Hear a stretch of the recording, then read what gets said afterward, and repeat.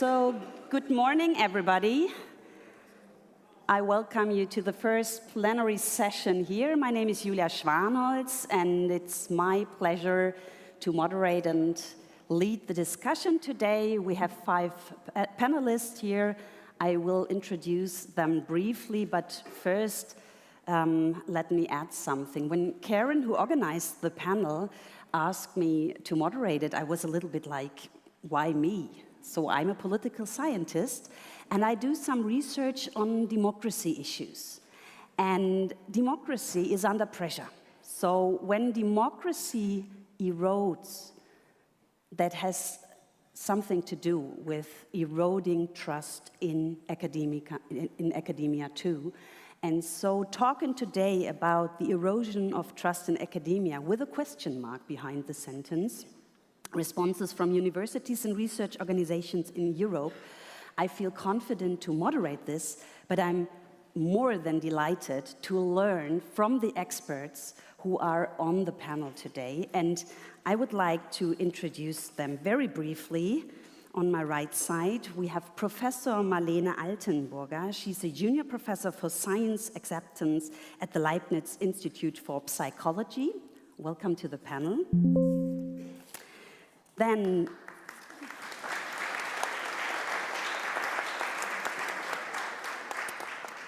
we have from the University of Paris, Est, Créteil, Professor Laure Garrigou-Antard,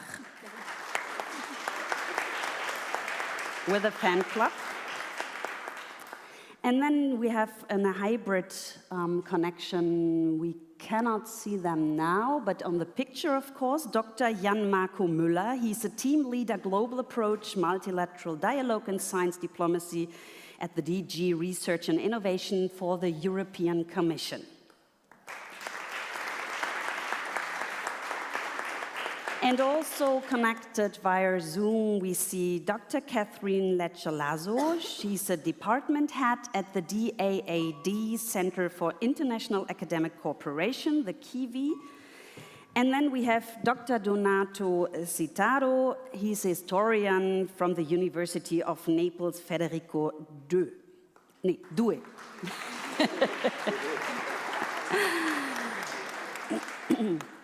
I would like to add something to the format, just to inform you how we proceed. We start by asking questions and discussing some issues here on the panel.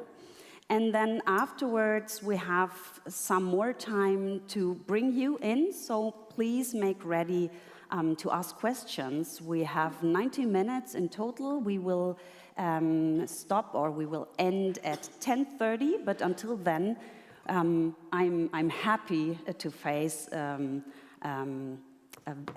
vivid discussion.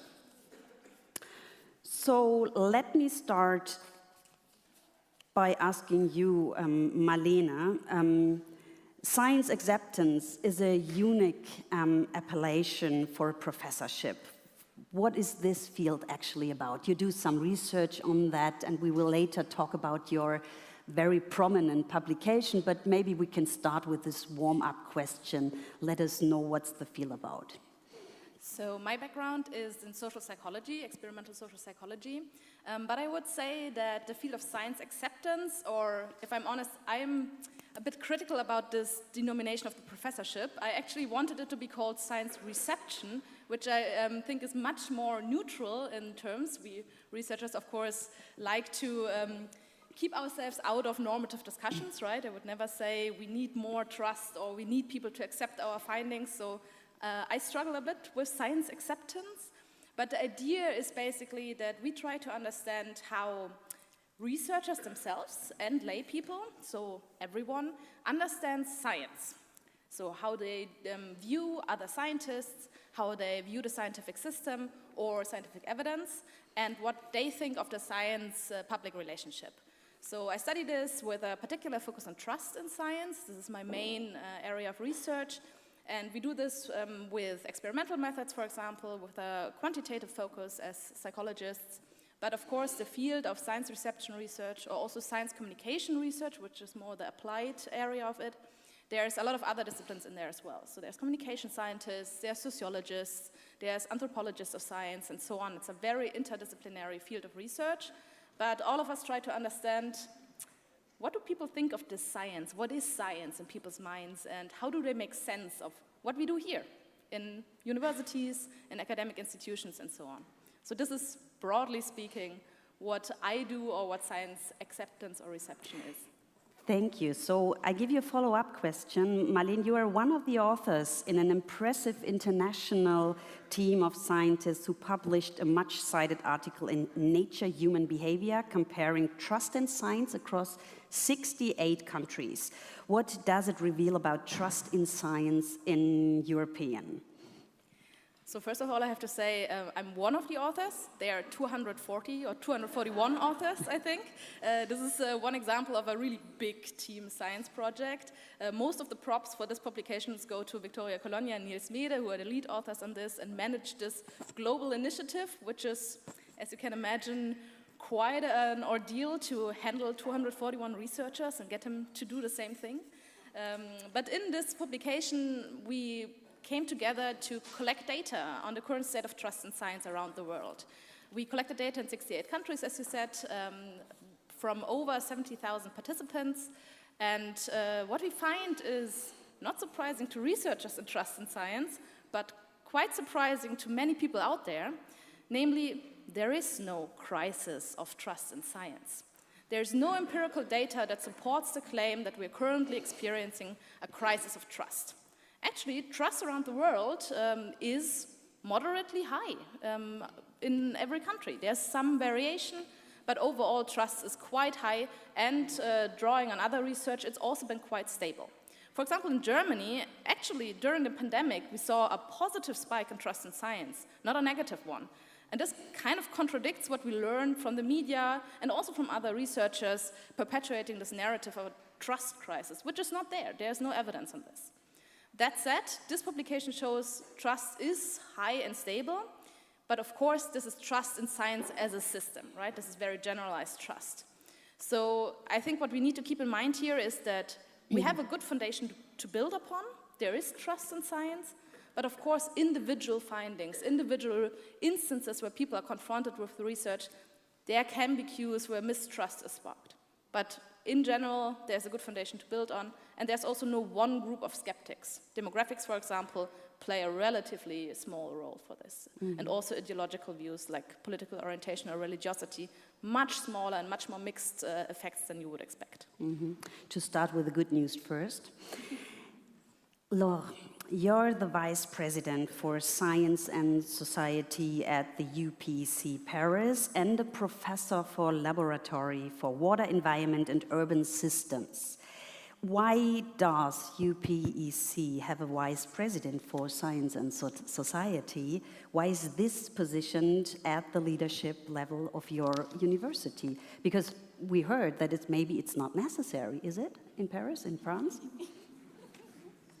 So thank you very much for inviting me at the panel discussion. First I would like to precise that I am a biochemist, so to make a little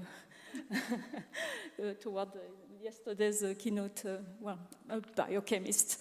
And also a vice president since October 2025, Science and Society.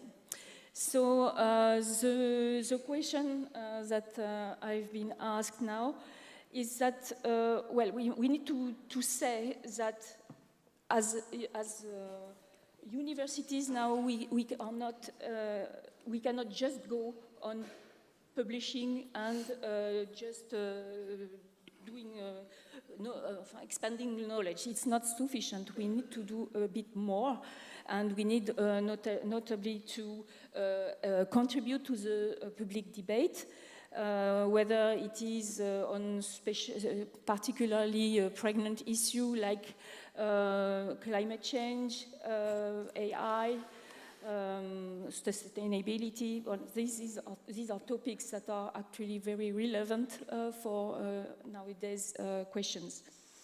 And UPEC consider this debate with society very important.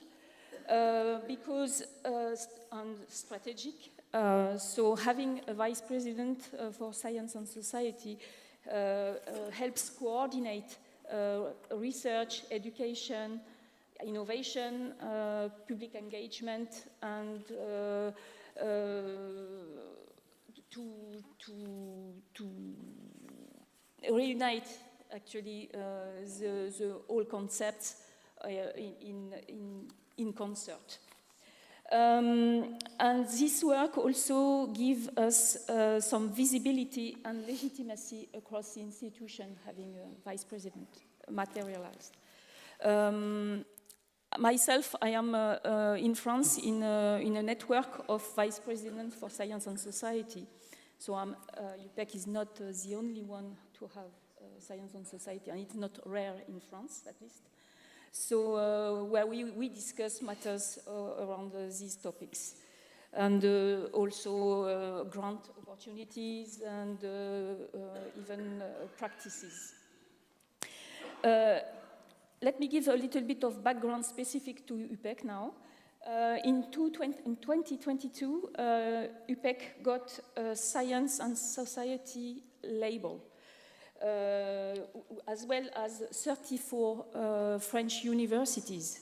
So that was an initiative from the government who wanted to respond to the post-pandemic crisis, to restore science in society, the place of science in society. So, well, in France at least, we got the feeling that there was a mistrust crisis. So we got a 3 years grant to address our particular topic, which was to explain scientific reasoning and methodology to young audiences, because it appears that we have to really teach from the early age these topics, so they get engraved in minds, in young minds that are so avid of taking up new ideas. And actually, these young publics are much receptive to this uptake. So that's a good time to modulate their minds to reasoning. And then we had we had plenty of money, like 600,000 euro, and we were able to fund 11 projects across the university. So all the fields were concerned: health, environment, social sciences, humanities, and also these projects brought together academics and non-academics. So that was important to have this. And this label, we can say, has been a real catalyst for change in our university. And this enabled a coherent and clear, concise science and society policy together, because initiatives before that were quite scattered among universities. So this was a very make cohesion in this project. And it has encouraged networking of internal stakeholders also to make projects together and to strengthen the dialogue with the society and the research education as well. And this national recognition, the label we got, also gave us some increased credibility also, and ability to lead flagship projects within the university. It has reinforced the commitment to making the relationship between science and society strategic focus of our university, of our development, fully integrated in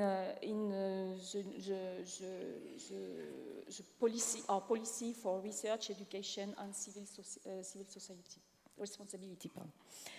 And we got an election in October 2025 of our former Vice President for Science with and for Society, which is Karin Berges, and she's now president. So this gives us additional landmark for these topics. So it was also important beyond 2025 to carry on what we did during the label period. So we kept the label, but we had to restructure a bit this part. And we actually engaged into a new program, which is an Engage Science program, which objective is to strengthen the connection between the university and the communities around, and promote social and justice, environmental justice, also sustainable and equitable solution in which science with and for society and open science are very important. And the Engage Science program is also a part of a bigger project in the university called Erasmus, not Erasmus, Erasmus, and which supports UPEC's transformation program. Okay. Thanks. Very good. Thank you. Thank you. So now I bring Jan Marco Müller in. You're the leading the development of European Union framework for science and diplomacy, and you're chairing the Global Foreign Ministry Science and Technology Advice Network. I also see that you're scientific trainer in environmental research, and as saying goes, trust is earned, and that means trust is an outcome of relationships, also international relationships. Could you tell us what is science diplomacy and how science diplomacy can help to build awareness and shared understandings across countries for the value of science for society? And moreover, do you personally see a relevance of science diplomacy in your original field of environmental research? Yes, good morning everyone over there, and I hope you can hear me well. I think first of all, we need to make ourselves aware of the situation in which we are in. So I would describe it as a perfect storm, which has three elements. The first one is the fundamental changes we see in geopolitics. Think of what's happening in the Near East with the Russian war of aggression in Ukraine, the situation in the Middle East, in the Far East, the rise of China as a geopolitical power, Western allies that aren't what they used to be, and the Global South increasingly being self-conscious and rightly demanding its seat at the table. So these geopolitical changes, they lead to a loss of trust between nations. At the same time, we see fundamental changes in research and innovation. Think of AI, think of quantum and technologies, but also think of biotechnologies, nanotechnology. Just think of the role of vaccines during the COVID pandemic. So we see a tech race between nations, which leads to increased, competition between nations. And this, of course, also contributes to a certain loss of trust. And then there's the third element, which we sometimes tend to forget, that's climate change, biodiversity loss, pollution, so all these global problems that aren't going away, and they are obviously affecting livelihoods. And here's where I think science diplomacy comes in as a diplomatic tool which enables nations to keep dialogue between them through the universal language of science. And that is obviously contributing to building goodwill and trust. It is also in a very practical sense supporting foreign policy with scientific evidence. And of course, it's also about diplomacy enabling scientific progress. Now, it's fair to say, of course, that science diplomacy is changing as well. Many have these kind of rather romantic notions of let's all be friends and build bridges and so on. And this, of course, keeps being a very important element of it. But science diplomacy is much more also interest-driven, values-driven, sovereignty-driven, all these issues that come in as well. Now, obviously, here in Europe, I think we have a long legacy in using science diplomacy for building trust between nations. So think of CERN, which was established in 1954, so predating actually the European community. Think of EASA, the International Institute for Applied Systems Analysis in Vienna, established in 1972 between the Soviet Union and the United States, with countries from the West and the East in Europe joining.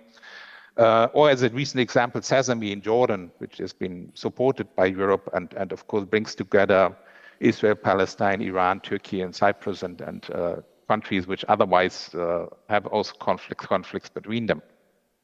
Now, obviously, science diplomacy is actually a necessity nowadays because we need to come to international agreements still. And if you look at recent years, despite all these disagreements which we see between nations, I mean, we were able to have an agreement on biodiversity beyond national jurisdiction, the pandemic treaty. So multilateralism is not dead. But of course, it's becoming increasingly difficult. And it's increasingly difficult also when you see, for instance, United States withdrawing from science-based organizations like IPCC or IPBES, so organizations that help us to find a scientific baseline. So I think that's where I think science diplomacy can play a role. And let's not forget, yes, science is under attack in many parts of the world, and academic freedom is under attack, but diplomacy is under attack as well. Because why would you need diplomats if you solve your problems by launching missiles or launching social media posts in capital letters? So what we are doing here in the European Union is to present a European Union framework for science diplomacy, which will be adopted end of next week, actually. It's the result of a year-long process where experts from science, from diplomacy, where the member states together have been discussing what do we want to do in the European Union in terms of science diplomacy? What is our strategy? And I can give you as just one sneak preview, actually, as one of the specific objectives of this European framework for science diplomacy, there is to enhance trust in science. Thank you very much. From the European Commission, we come now to the DAAD, back to Germany. Catherine Leccia-Lazo, the German Academic Exchange Service Center for International Academic Cooperation, KIWI, which you lead, supports universities, especially in their international relations in difficult times and regions of the world that do not necessarily share our values in academic freedom and university autonomy. How does trust or mistrust in science affect the way DAAD and KIWI advise on and foster international academic cooperation? Thank you very much for your question and for the invitation. It's a pleasure to be part of this important conversation. So I would like to start with an observation based on the information from the 56 offices that DAAD operates worldwide. According to our perception, globally, public trust in scientists and scientific methods remains high, often really exceeding trust in governments and the media. This observation aligns, on the one hand, with key findings from recent studies, including the aforementioned study by Marlene Altenmüller. On the other hand, it provides an encouraging foundation for international academic cooperation because trust functions as the so-called invisible infrastructure on which international research partnerships depend. This infrastructure shapes, for example, whether data can be shared openly, whether joint research is welcomed by local communities, or whether universities can cooperate without becoming targets of political narratives. It also influences the willingness, both on an individual and collective level, to rely on scientific knowledge. At the same time, there are important regional differences within this overall trend. We are aware of that. For example, the report of the Yale Committee on Trust in Higher Education published last month states that public trust in science in the United States fell sharply to 36% in 2024. This global landscape, where trust in science is strong in some countries and regions and more fragile in others, of course, shapes the work of DAAD and Kiwi in two important ways. First, we are aware that trust between partners cannot be taken for granted. It must be built over time through reliability, dialogue, transparency, and long-term engagement. In our daily work, this means advising German universities on how to cooperate responsibly, that is identifying opportunities for dialogue and for trust building, while also recognizing red lines when, for example, academic freedom is at risk. And secondly, regardless of whether trust in science is high or declining or partially declining, we strongly believe that academic cooperation serves as a bridge between societies. It is therefore, it therefore remains a powerful tool of science diplomacy, especially in regions with limited academic freedom or growing skepticism toward foreign research partnerships. International academic cooperation is essential, we believe, to establish and maintain channels of communication. Thank you very much.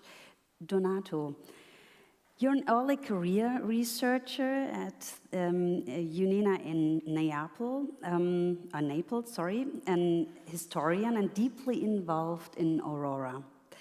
Is there an historical angle to the erosion of or building of trust in science from your perspective? Thank you very much, Julia, for your question and for having me at this session. It's very weird to have an historian instead of a journalist in these kind of situations.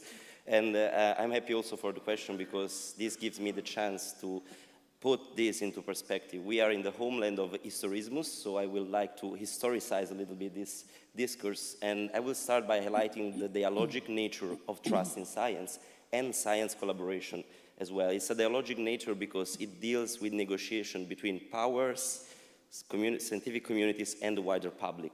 And if we want to go to the origins of this debate, I think we should start with the end of Renaissance and the very early modern period in which we see this challenging of authority, which was enshrined in the scriptures. And people like Michel de Montaigne, for example, highlighted how we are building on the shoulders of giants, but we are taller than them. So we can keep forward with research and innovation.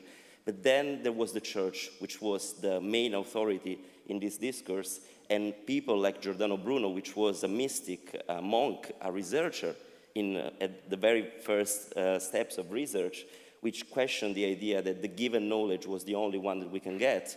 And he stated that we were living in multiple universes. He was the first, actually, to state the infinity of universe. And he opened a cage of knowledge, paying with his life for this because he was burned at stake. I mean, we are in the early modern period, so it was kind of popular at the time. And he opened the door for Galileo Galilei's scientific revolution. So for the very beginning of scientific method, of trying with experiments. So it was a very harsh fight to get to a scientific collaboration and recognition by authorities of scientific knowledge, and also to, make an impact. It was a very, very struggling effort.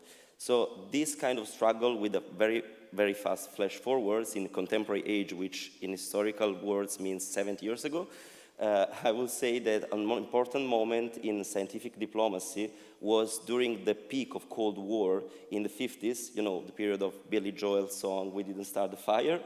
And in that moment, in the 50s, there was the polio vaccine struggle. And in the US, people were searching for a vaccine. There was a truly epidemic, which was linked in modern media to the COVID pandemic, because the feeling was the same, the fear were the same, and also the struggle with historical truth and scientific truth was kind of comparable in a way.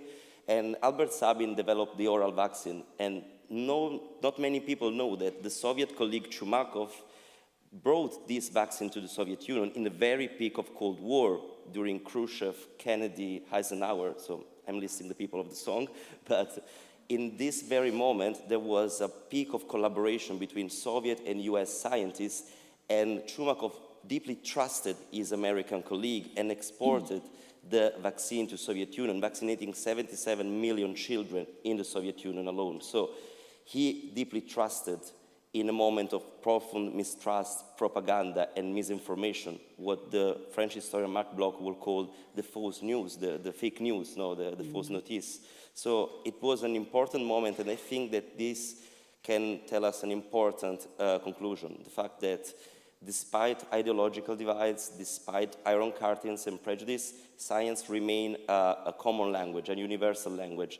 And the fact that the very American scientist Sabin traveled to Cuba to export this vaccine in 1976, this is a staple. I mean, this is an important example of how science can cross the borders. And I don't love to say that history can teach something, but I think that we can learn something from history in this respect. So thank you very much for your question. I hope I've answered and not bored you with too many historical records. Thank you. So Marlene, last night you asked the last question. My question today is, what were your takeaways from the keynote lecture by MIT last night? It's difficult to put into a short answer. I think I had different reactions. First of all, I know this is a word used lightly nowadays, especially on LinkedIn, but I did think it was inspiring. So I actually noted down a couple of research ideas, and I was surprised how well it connected to scientific theories that are out there. For example, the onion that she showed us. This actually fits quite nicely to work from psychology, for example, about the onion of social penetration, which is that you first get to know a person on the surface and then go deeper and deeper and deeper. And in its core, it's this person's core values and so on. And you peel away each layer of the onion to get to know someone. And this creates trust and liking and warmth and relationship building, basically. And this idea was, of course, very present in her model of the onion as well. So I felt it resonated with the academic literature. But I also really appreciated that she said, this is all anecdotal evidence. This is my experience. If this was a study, I would have to trash it, she said, I think. And I really appreciate people from the practical world of science communication reflecting on this as well. Because I have to say that this field is very much dominated by best practice views of people that do science communication themselves and extrapolate from their own experiences what surely works for others. And she did not. She recognized that she has her own experiences. And I have to say, for example, the big idea she pushed that scientists are also people. This is basically how she started her career. I think it works really well for her because she's just such a likable person. But actually, this is my PhD research. I did my PhD on the topic of sharing personal details in science communication, and we find this does not work in general. So people don't want researchers to tell them about their personal lives. They want normal researchers to stick to facts and evidence and communicate this in a more objective way. But of course, nice, likable young scientists that go into the science communicator role, this was my last question, right, about roles, there they can share personal details and then it draws in people. But in general science communication, so if you go out and communicate about your research, people want you to tell them about the research and not about your life, right? We're not important as people, we're important about our work. This is kind of the message. And I think here you can really nicely see how best practice or what feels right or seems right is not always right if you test it with experimental methods and go deeper into it. But I think it was very inspiring in a way that she showed us that sometimes you just have to try and have to be passionate about things, right? Especially as a communicator. Maybe not so much about the scientist. Thank you. In the next round, I would like to shift from the individual perspective now to the institutional, university, organizational perspective a bit more. Laure, with the relationship between science and society represented in the top leadership of the UPAC, You're already, as a university, taking the issues of science communication and building trust in science, obviously, very seriously.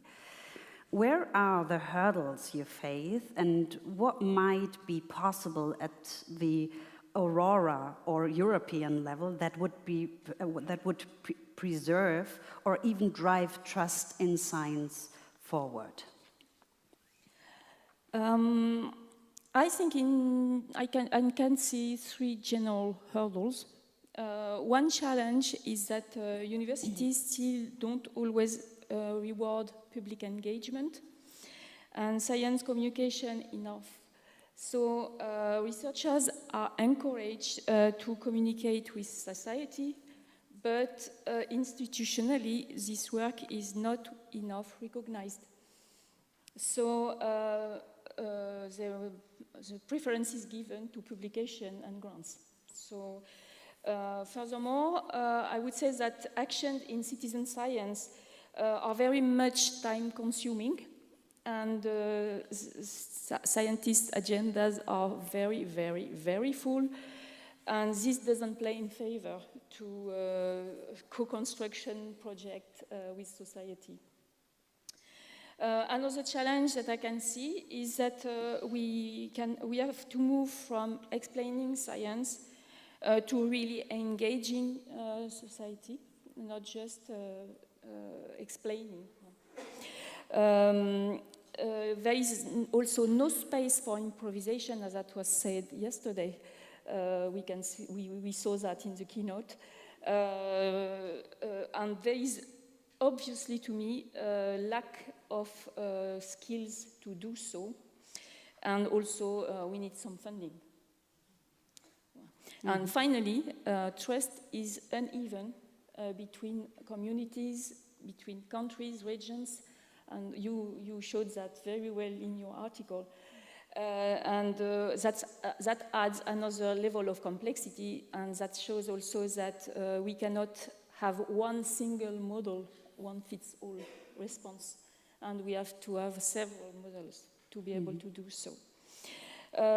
So in Aurora, we are already addressing a few of these aspects. In particular, I would say in packages where I am, the work package number 5, which is devoted to research and innovation, and the work package 10, dissemination and impact.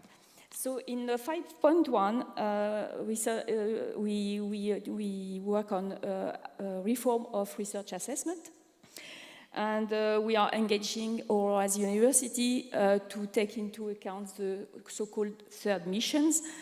That is, take into account the diversity of contribution that can be made by scientists, and not only publication or grants. And that's in the frame of the Aurora principles, that is to move away from bibliometrics and also to use to be able to really well monitor and take the completion of the careers of the researchers that can be very diverse finally.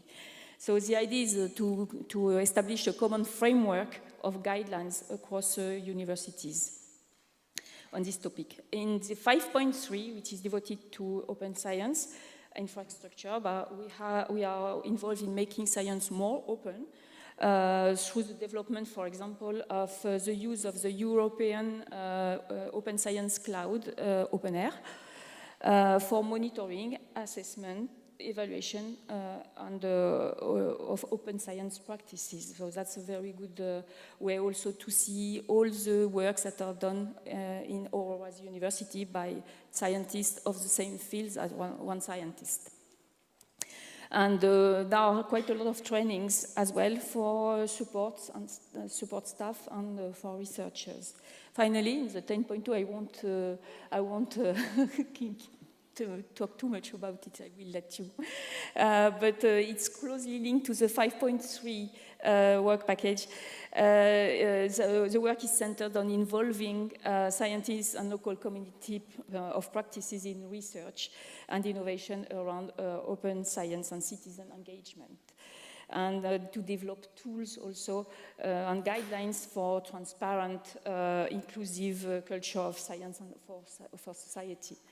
So actually, it was done a survey inside this work package that showed that citizen science gained attraction, but with significant differences between the University of Aurora.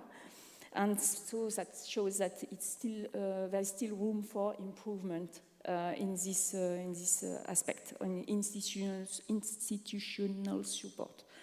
So at the European level, allows us to pool experiences across the countries, and that's very important, to develop shared approach to science communication and initiating among citizens, involving citizens. That's a long-term process. So we can develop, for example, shared training on science communication and public engagement, create joint initiatives with citizens across country, which I don't think we are doing, actually. And the university also could speak collectively about a bit more of how science actually works. Okay. Thank you. Thank you very much. And now I come again to Jan Marco Müller. As a person who is working at the science policy interface, where do you see those of us in universities making mistakes? Whether it being in simply assuming, as we do, that basic research is an end in itself, or in our problems in communicating the value of science generally for society, but also for international relations and diplomacy. What can we do better from your perspective? Well, I think the harsh reality is that we cannot take societal support for science for granted. In fact, there's an increasing part of the population that sees science as part of the problem and not as part of the solution. We think through their kind of echo chambers and social media that, we are part of some elite deep state that takes away political decisions and choices and so on. And I think that's something we need to deal with. And the way to deal with it is obviously, first of all, to train science communication from the very start. So I will say, each and every student should be required to summarize their own thesis for their own grandparents. No matter whether you work in archaeology or particle physics, be able just to summarize in lay terms what your science is and what it is about and why it matters. That's number one, but we need to go beyond that. And so, of course, the science engagement part. And I think there are two levels. The first one is at the level of policy. I think many scientists do the mistake. We tend to spend our time with the 10% of politicians who love science, who visit our labs and show up at parliamentary evenings and this sort of things.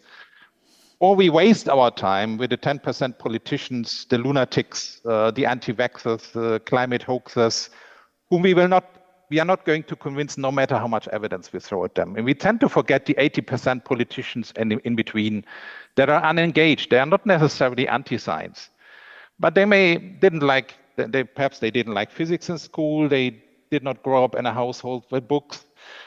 They feel perhaps scientists are going to outsmart them or whatever. I think it's those politicians, these unengaged politicians, that we need to win, so to speak. And when it comes to the societal dimension, I think here the very important aspect, the skill in a way that we need to develop is empathy. Unfortunately, many scientists do not have this empathy in a way to show empathy for public concerns, that there are legitimate concerns among citizens that fear that they are going to lose their jobs because of the new technologies, that may have ethical concerns with new technologies, with the pace of the change. And I think we need to show empathy for these citizens and engage with them. And that's a debate that is going to be uncomfortable. Let's face it, but there's no way around it. We need to play our role in society here. And I think if I would put it in this picture, we as scientists, we are the voice of reason. We speak from brain to brain. And the populist politicians, they speak to gut feelings. They speak from gut to gut. And we all have these gut feelings, also ourselves as scientists. You know, we all have them as well. But nobody forbids us to touch people's hearts in between. And that's something we need to learn. And I think that relates to the word passion that was mentioned earlier. And that's something which is really on each one of us, to learn to touch people's hearts and to engage with people. Thanks. Thank you very much. And now, Catherine, how does the DAAD, as one of the major international science organizations in Europe, contribute to building understandings about the value of science for society, also with so many regional offices in the world in other regions?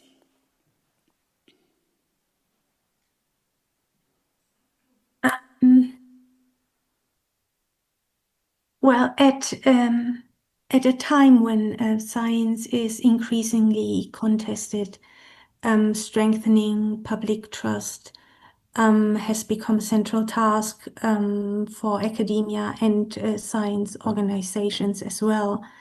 We are therefore really strongly committed to promoting the value of science for society.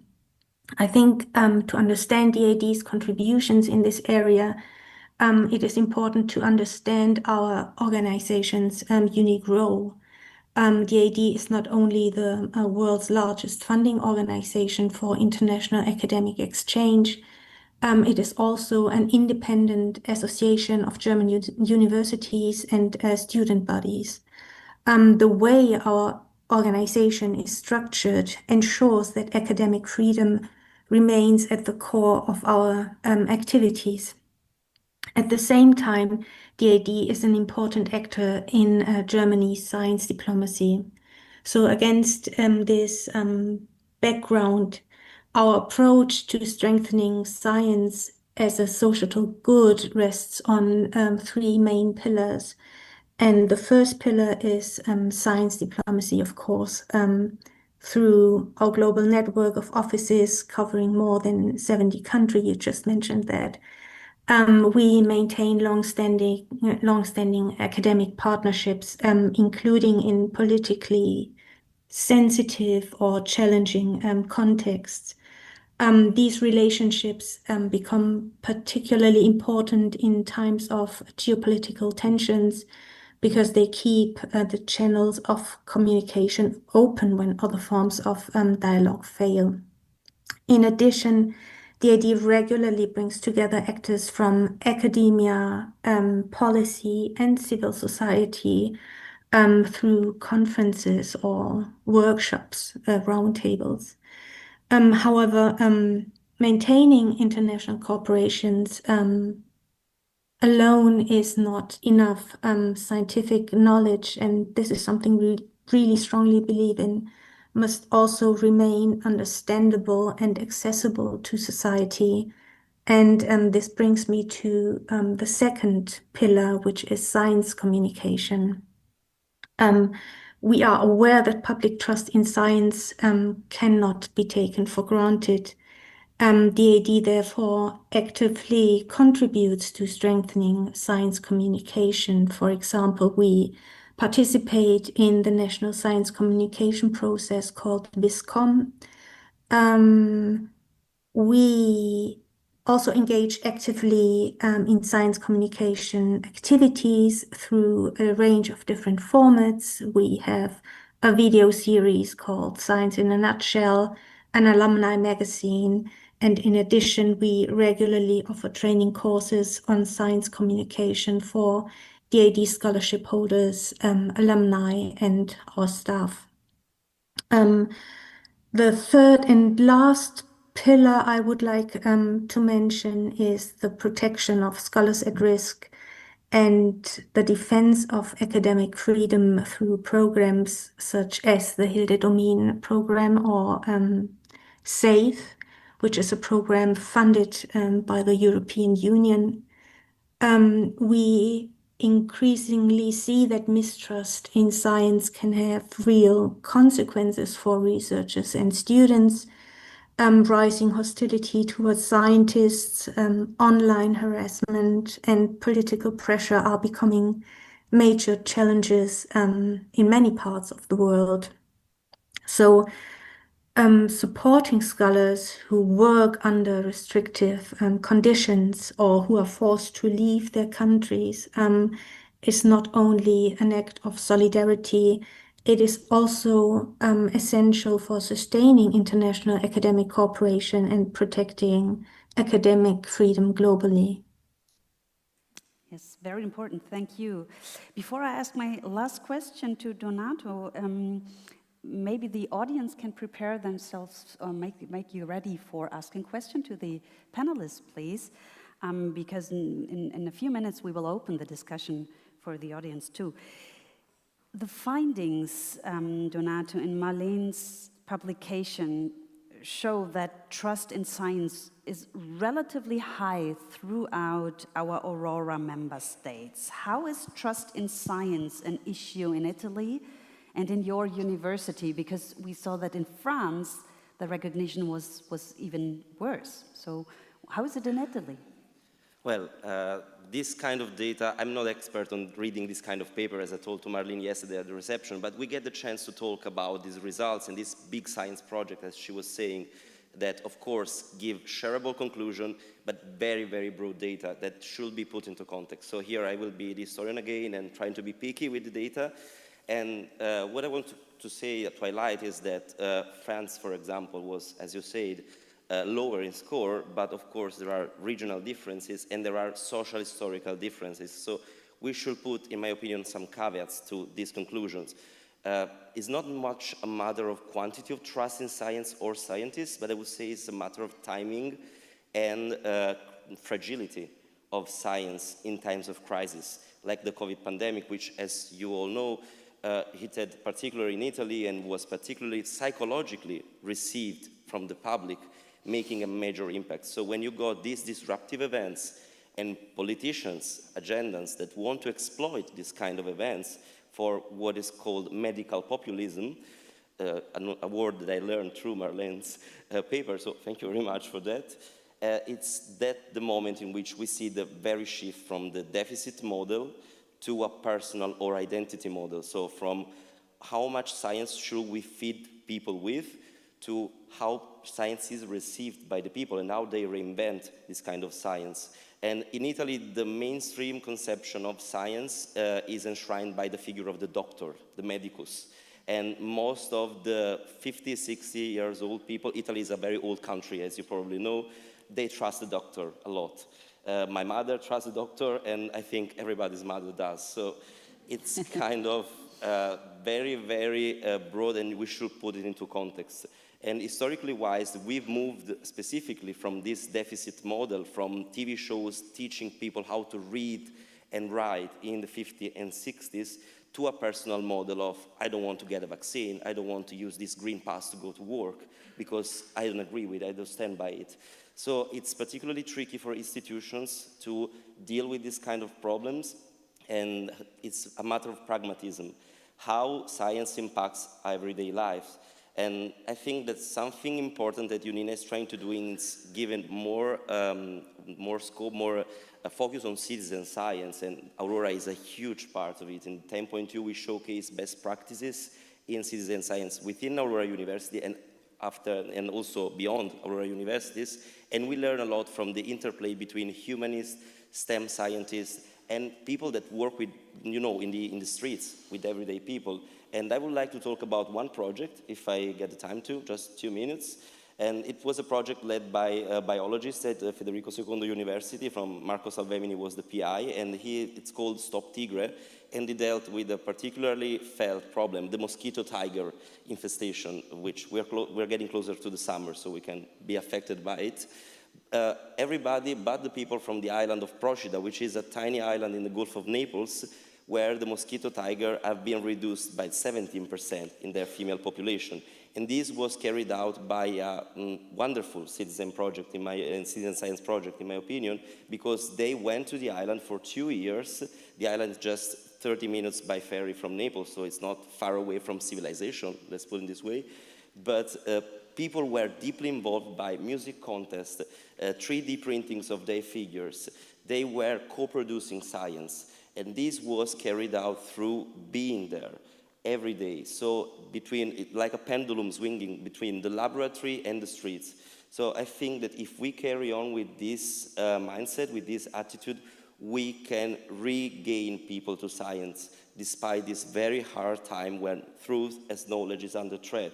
And the same PI worked with very tiny cities in southern Campania, which is getting depopulated, and that's seen a lot of migration, people that are settling there from Northern Africa especially. So the problem of integration are particularly felt because they are very, very tiny and not so populated realities, and they were able to highlight their cultural heritage, the food heritage, you know, we're famous for that, through sharing tables, like physically being in the village, sharing tables with migrants and locals and people from outside the village, sharing the meal together. And he is trying to replicate the same kind of project in the central station of Naples area, which is particularly difficult because it's in non-controlled immigration and problems of settling down there. So I think that this kind of experiences suggest us to be in the street, be part of research, and, you know, get down from the ivory tower in a way, because research deals with everybody and there is no us and them, because otherwise we will replicate the model of populist agenda of, you know, us, the academia, them, the ignorant people, or us, the common sense holders, and, you know, the scientists in the lab, as May was highlighting wonderfully yesterday. So I think that one of the responses is leaving the scenario, leaving the streets, and, you know, realize that we are part of research because we are experts in different fields. We should collaborate more, but people are experts in their very everyday life fields. So we should kind of bridge the gap with very everyday life and material action, tangible actions. We call that kind of science, citizen science, actually, yeah, right? That is the core of citizen science. Exactly, yes. Thank you very much. So are there any questions? Now that you have the chance to come to the stage by asking questions. Here in the front row, please.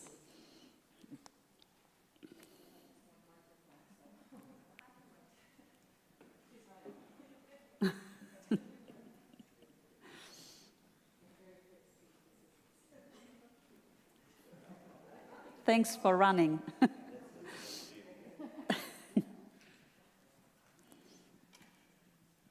Thank you so much.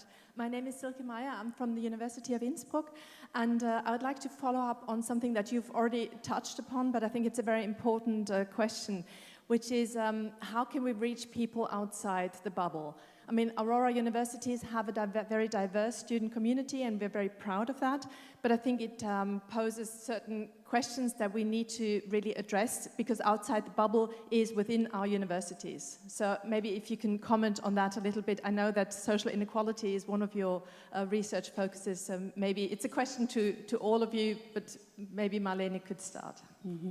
Shall we collect or shall we directly answer? You want to answer? Okay, I mean, I can go ahead. just quickly answer maybe, because this is one of the hardest questions, so there's no one answer to this. Okay. But I think, as you also explained, one of the biggest problems is the distance people feel to science, right? People don't question scientists' expertise. They're actually convinced that scientists are very smart genius in the ivory tower, right? We see that in all kinds of data. We see that in stereotypical assumptions people have of scientists. In the pictures Mai showed yesterday, people are more critical about scientists' intentions and their warmth and the benefit they bring to society. And this is why initiatives like citizen science, but also outreach programs, focus heavily on the warmth part, the socio-affective part. And I think this is especially important to reach audiences that are not yet part of science. And one big problem of citizen science, for example, is it reaches only those that are already quite close to science. So looking at who participates in citizen science programs, this is the large majority people that are already, even like we have a project currently, and 87% of participants in our sample have a doctor degree of participants in citizen science projects. So this is just a selective sample maybe of the people that participated in our survey, but these are already highly educated. But I think there are some very interesting programs that actually bring the science to the people. They don't wait for people that they don't reach yet to come to universities, open the doors and wait for them, but they actually proactively go into neighborhoods, for example, where there's people that are not so involved with science. There's bikes where they bring science and little experiments. They visit schools and neighborhoods of people that are not yet so involved. And I think this is maybe the best way to reach them, right? Go to them, not wait for them. This is how I would say it. But we do see that there's big inequalities as well, as you mentioned, right? So epistemic injustice, people feeling not seen and not represented by science is a big thing. And representation, seeing people like me in science is very important as well. Jan Marco Müller, do you want to add something to that question? Well, perhaps the point I would like to make is we need to be clear about the role of scientists. Because the roles, they have been a little bit blurred, especially during the COVID pandemic, when politicians very happily outsourced political decisions to scientists. And then they were saying, we are led by the science. No, we are not led by the science. What science does is we provide advice, we provide evidence, but the decision is with the politician, is with the policymaker. And you are elected. I'm not elected as a scientist. You are elected as a politician. You are accountable and you need to take the decision. And I think we need to be very clear about this separation of roles.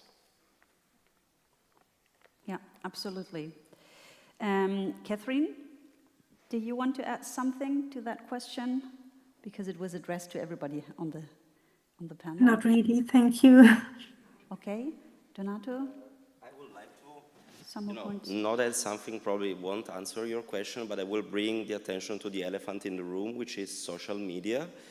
And I think that, as Jan-Marco was talking about empathy towards the citizens, so to share the common ground, and social media reach a lot of people. And there is a proliferation of material on social media, which is, in the best of the cases, IA generated. And we see rap songs in respects with history, which is my subject, which is my field subject, and there are rap songs about historical characters, which are pretty accurate sometimes, but the expert lacks in this field. Like, there are no historians engaged in this, which is a battleground. It's truly battleground with bots, trolls, haters, hate speech, and all the stuff. So as we have, for example, Amnesty International people dealing with hate speech like sentinels, we should have, I think, also experts acting as sentinels to surveil and control, not in a top-down manner, but as sharing the same field, as common users, these kind of dominions. Because otherwise, we will leave these dominions where a lot of people, especially teenagers, but also youngsters and elders, like my father, learns history through Facebook. And as an historian, it's something unsettling for me to have to, redirect the discourse. So it will be great to have, a kind of institutional, from university, from the European Union, from governments. Well, maybe it's difficult in some respects to my country, but with institutional presence in this social media, made by expert, for the expert and the public, that could solve some problems of getting the info, getting the data. Then, of course, you need to digest this data, to process them. But I think that's a start, because my impression, and you can tell me if I'm wrong, is that we are kind of withdrawing from this field, like leaving that there is kind of truth, social media, Facebook is gone downwards, but should we really leave this field? That's a question, sorry, it's not an answer. Mm-hmm. Lord, do you want to add something? About the media, actually. UPEC is the founder of one generalist media called The Conversation France, but it's actually media that you can find all over the world. And basically, it gives the scientists the opportunity to write papers, but to be understood by people that are not in the field that is a wide audience. So I think that can curb a bit of the mistrust also. And what is very nice is that these media actually they are in a big expansion. It's exponential. It's unbelievable. But it's very, very, very surprising, but in the good sense. That's next best practice. Thank you. So we have some time left for more questions. Are there any questions? Yes, please. Yes. Does it work? Yeah. Thank you for this panel and bringing this topic. I want to extend on this. We are speaking about bringing science. How can we make it really a dialogue? Thanks to Aurora, I had the chance, I'm at CBS in social entrepreneurship, working together with a colleague from Amsterdam with citizen science, a philosopher, to explore how citizen science can help social entrepreneurs. And in the same way, how can it help us that we really bring the science, bring our expertise, but also start a dialogue with the experiential knowledge, what also Denardo said, and several people on the panel. What are good formats to get to this level, not just have a quick social media post, but how can we create these spaces? So, and maybe also looking to the next biennial, as I'm also part of the stakeholder engagement group, I'm looking for formats what we can do. Do you ask all of the panelists that question? Okay. Who wants to start?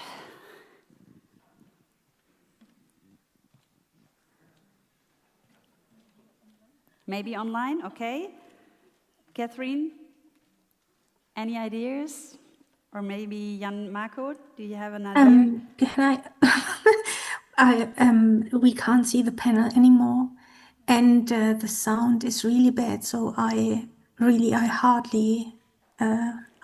understood the question. So can you hear me? Is it the same with Jan Marco Müller? Yeah, I think the question was how to make a dialogue happen. Obviously, for a dialogue, you need at least two people. And it means you actually need to break up these echo chambers in which we are all sitting because of the social media, because we always kind of move between the like-minded, so to speak, not just between like-minded nations, but also between like-minded people. And I think we need to break out of this. And to break out of this, we need to create the spaces where this dialogue can happen. So, for instance, when we developed this European framework for science diplomacy, we set up working groups via an open call, and we put together scientists and diplomats and physically locked them into a room and told them, please talk to each other and understand each other and come together with recommendations. And I think we need to create these spaces, these platforms, where different parts of society can meet. And that leads me also to one other remark I wanted to make, and it's the role of non-state actors, which are increasing everywhere, and also in science diplomacy, which is my field. So it's businesses, it's NGOs, it's a faith-based community is very important. So we need to bring all these players together and have such a dialogue. But for this dialogue to happen, actually, we need to break these barriers. We need to create the spaces and then have a kind of honest broker as a moderator who can bring the sides together. Thank you very much, and I apologize for the technical issues. Marlene, please. I don't have any good ideas for formats, but I think something that often is forgotten is that we expect scientists to do all of this, right? We expect scientists to initiate dialogue with the public and so on. And I think this is you talked about funding. Mighty actually yesterday mentioned this as well. As a scientist, especially as an early career scientist, you have to fulfill so many criteria. You can't also do the full dialogue, because this is a full-time job to really build relationships, initiate dialogue, keep up and maintain dialogue. This is not something you can do once with an interview somewhere. I'm all for scientists communicating the science, but I think really dialogue with the public is a full-time job. And we need people to do that, and we need funding for these people, and we need positions for these people, and we need universities to create these positions So we can do this outreach because we can't expect scientists to do this. There will be no science done anymore, and careers will break apart for those who do that because they won't publish enough papers, won't get third-party funding for research projects and so on. So people actually building relationships with the public need to be people with their own jobs. This is what they're meant to do. You want to add something? Because I have this question about challenges for young scientists also on my list. Maybe that's the final question. Maybe you can just add something, Donato. I totally agree with Marlene about the necessity to have fundings. And if I got the question right, it was about pragmatism. Like, how do we do this kind of projects? And Marco was talking about recommendations. So we have to agree on how to work together. We need funding, so in the best case scenario, we got the funding, we got a charter that explains our missions and how to work with the public and where to work with the public. So the social media domain, or rather other internet domains, then I think we should proceed with a survey to understand what the people need. Like an everyday people survey, like QR codes in the streets. I'm really convinced that we should be on the field in these respects. And then we have to agree on how to proceed and how to build a team of experts, because we tend to, focus on STEM sciences when it deals with citizen science. Like most of the projects that we showcased in 10.2 were hard science projects, and humanities are kind of left behind in a way. So also we should give more impact on that, because they are part of public teaching. At least in Italy, it's very humanities based, because of historical reason and all the stuff, but I think that if we got the funding, we can really build an interdisciplinary team, and we have a lot of material for that in European Union, I mean. Thank you. Are there more questions? Yes. There is also a question from the Danish colleagues.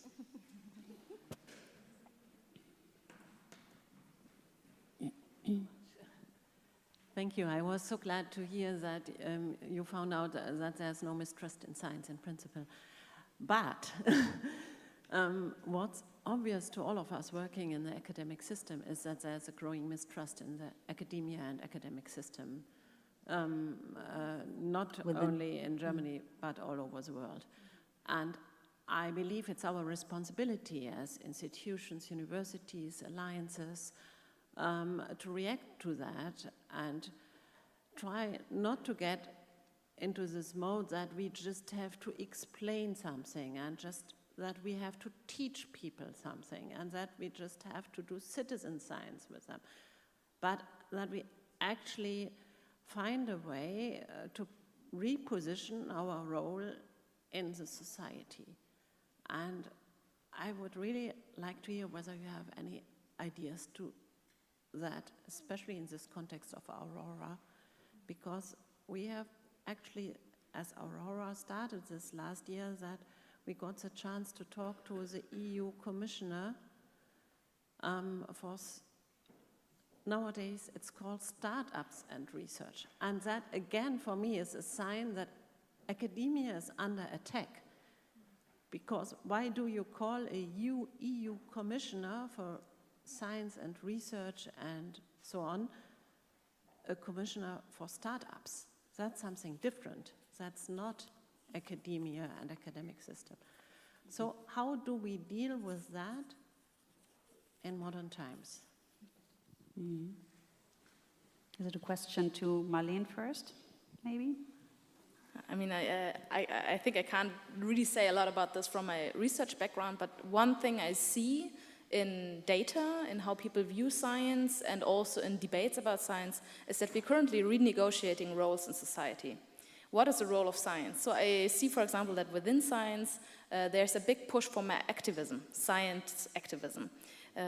But I think that science has, and Jan-Marco said this before, I think, Jan-Marco Müller, about science is not the one that makes the political decision. We elect politicians to normatively weigh different evidence and find the best solutions for society. And we see this also in how science is instrumentalized. So people say we follow the science, but what is science? There's no one science. There's so many different types of evidence. And I think this renegotiation of the role of science, of politics, of the public, this is something that's currently ongoing. So this may be the repositioning part? Maybe I was unclear. Let's not turn back to science again. I was asking about academic system and academia. I think we are all on common ground about the relevance of science and the acceptance of science, but how can we do something against the erosion of trust in the academic system? And what is the academic system? Like universities. Yeah, that's nice. We need all good ideas. Maybe we discuss all together now. That's fine. Well, thank you very much. I'm Pim de Boer. I'm part of the Aurora Central Office. So representing Aurora also in the Brussels bubble. In that way I know Jan-Marco as well. As multiple people might not know, but Aurora University Network is engaged in many of the ERA actions, the European research actions. Let's put it quite simply and bluntly. It's more dealing about the rules of the game, how to deal with research and innovation. It's related to policy. And in this regard, Aurora is engaged in quite many of the ERA actions. And that includes the trust in science and policy actions, in which we try to provide the best we can from the scientific perspective for the EU policy making that will eventually also be implemented at the national level. So it would be good to keep that in mind, and therefore I'm also trying to get the experts on these topics engaged. I would say let's pass to Robin.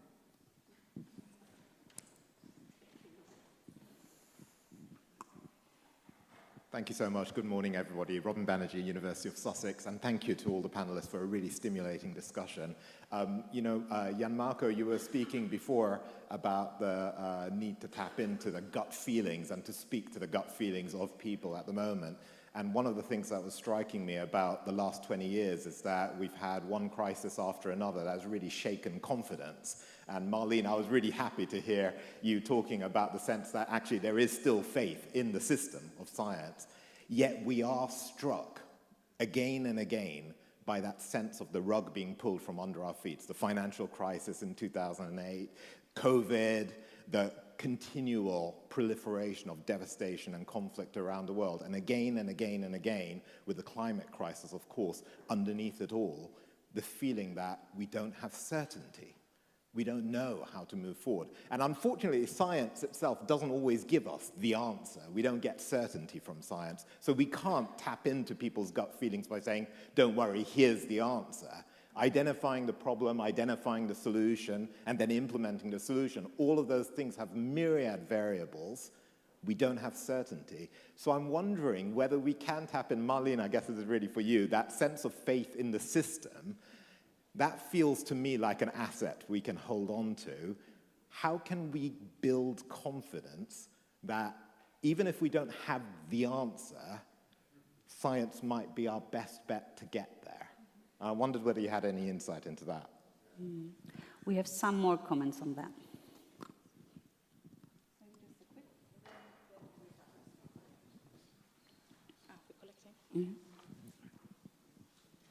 Hello, and Isabel from Copenhagen Business School. Also, thank you very much for the panel. I want to make a comment to the academic aspect that was brought up as well, right, regarding, and I think it's a question as well. It's like, how do we reposition like our academic culture, right? Because how much the publishing parish has brought academics and researchers and scientists to look from, like, to go very much researching society, but working on an individual gain instead of societal gain. And I mean, and that's what we have to maybe rethink, how this culture, how do we shift, how do we transform the culture of our role in society to be more prominent in times of crisis. We are in times of crisis. We're living through the crisis, right? And how do we then reposition ourselves, and how can we reposition our culture to make this difference?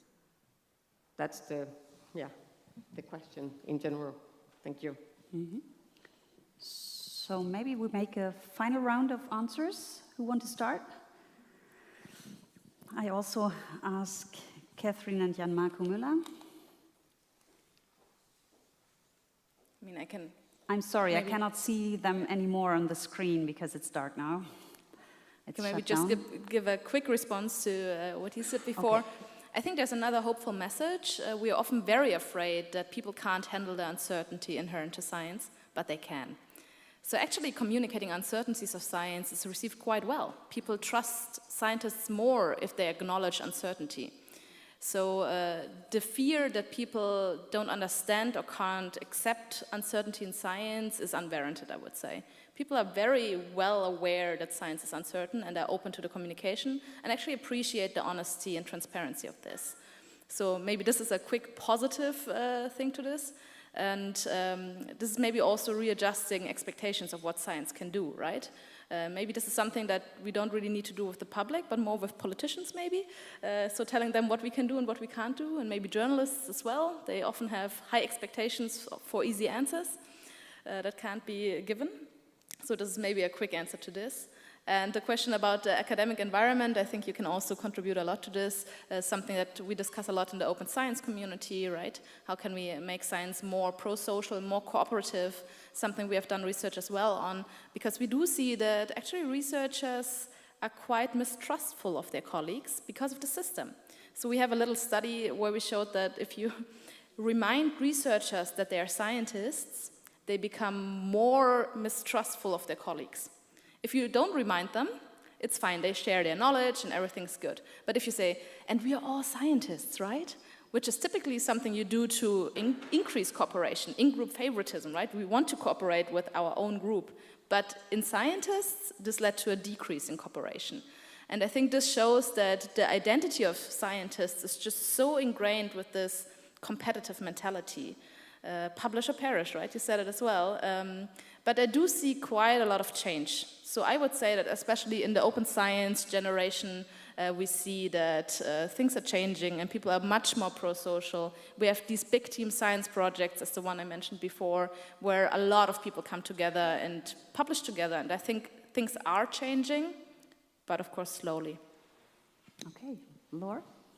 Yeah, I totally agree with this. We need to really focus on from within the institution to make effort of communicating well and open research, open data, and have very the issue on reproducibility. We need to make really things more transparent. That should maybe help a bit on that side, I think. Okay, thank you. Just add that from personal experience, I was a PhD up to 3 years ago. I got my PhD in 2023, and I remember the shock when I did my visiting studentship in the UK, where people were very used to share their research. And I think the problem of sharing research in the higher level, in the upper echelons, it's about open science. In the lower levels, I mean students, PhDs, it's about trust among the peers. So that's why it's a cultural problem, because in Italy people are very, very jealous of their research, because the standpoint, the psychological standpoint is, I'm doing my research and someone can steal it, because there is this capitalist view of publish or perish, as Marlene was rightly pointing out. So maybe we should start from the point of view that we are doing our research for the community, but it's personal in the sense that no one can steal it. So we should kind of do a Copernican revolution in this and change the perspective on the object. So research at the center in these respects. And I think that everybody that has studied abroad and had this various exchange with different academias can testify about that, that we should cooperate more, and I think Aurora is the perfect venue for that. I'm not adding something, that's just kind of appreciation post. Mm-hmm. Okay, maybe and the final comments from online. Is there anybody yet? Yes, okay. I can come in here. Go I ahead, think, please. what is trust? Trust is a blend of a number of issues. One of it is integrity. Another factor is transparency. And the third one, very importantly, is personal relations. You trust people you know. And that's why it is so important that we have science advisory structures within government or within the European Commission, for argument's sake. Because then you have people you can interact with. Yeah? And it's very important, for instance, I was managing the office of the first chief scientific advisor in the European Commission. And it was very important actually for the Commission president to have somebody internally in the House the president can talk to and just come up with a question, you know, I got this paper, can you give me your feeling about it? Can you give me your opinion? I know you may not be an expert in everything, but give me your opinion as a scientist. Does this make sense? Because, of course, policy making is about the future, and it is inherently also about uncertainties. And science needs to be honest about what we know and what we don't know. But I think politicians will always be more reliant on, let's say, willing to rely on an educated guess, so to speak, than having 100% certainty. And I think that's why it's important to create these structures and to have these relationships. Now, of course, I accept as a scientist that in a democracy, politicians have the right to ignore the evidence. I may not be happy with it, but I accept it in a democracy because the politician is accountable to the people and to the ones who voted for the politician. But what I demand as a scientist, what I think all citizens should demand, is if a politician ignores the evidence, to explain why, to be transparent about the decision. And there may be always good reasons why, you know, for economic reasons, for whatever, ethical reasons, you choose to ignore the evidence and go a different route. But if you want to have an honest debate in society, then we need this transparency. And if you put this together, the transparency, the integrity, and the personal relationships, I think then that is, I think, the trick that needs to happen really to create trust between science and policy. All right, thank you very much. Some good news, some open questions, and yeah, I want to end up by saying thank you to all 5 panelists. It was a pleasure to discuss with you. Thanks to the audience, and have a good rest of the conference and a very good time in Duisburg and the Ruhrgebiet here in Germany. And I hand over to Karen. Thank you very much. All right, everyone, please take your seat. We're already a little bit late, so we really have to start this session because we were told that we have to finish very sharp because there's a lecture right after this session. So if you don't mind, I will start immediately here together with our wonderful panel for our plenary session 2, which is called Aurora 2030, Achievements, Challenges, and the Road Ahead. Before I'll give a short introduction, I'm going to give the word to our Secretary General, Ramon, who will say some welcoming words. Ramon, please, the floor is yours. Well, thank you, Alex. Thank you, panel. I don't want to eat up too much time. Maybe just a few words on the recent midterm review. Those who had been in the review, I think we all experienced it was a pretty tough review by the committee. Good. We know where we know what's at stake. But let me also say we had a week ago again a discussion with our PO, the project officer in Brussels, and she confirmed that overall we are doing very well. And I think I'd like to give that message here across. So, you know, despite many points of attention, we are doing overall very well. I think that's important. Specifically, I just mentioned what's going well and maybe some points of attention, and then we kick off with the discussion. So I think the work in the hubs specifically was mentioned, the transformation power in the hubs, the challenge-based research and education. This is really community service learning, that was really mentioned. But also student engagement, as I mentioned yesterday in the opening. These were, you know, a couple of points. But there's also challenges. And I think, where we really need your commitment, your institutional commitment, is a virtual campus. right? This is something essential if you want to achieve our joint education program. And Jan is here, and I think if you have questions about it, Jan, whereas he is centrally here, he is the mastermind of Virtual Campus, I should say. I think we also have to shape or prioritize our educational portfolio. You know, we really have to be doing many great things, but for the future, we really have to think, what are our priorities? And also match that about the Brussels priorities, etc. So that's maybe something for the discussion in a bit. And also a bit of the bigger picture, what's the sustainability of all our activities? How will that be embedded in our institutions? And this is also a question the Commission asked us. You know, what's our transformation power, basically?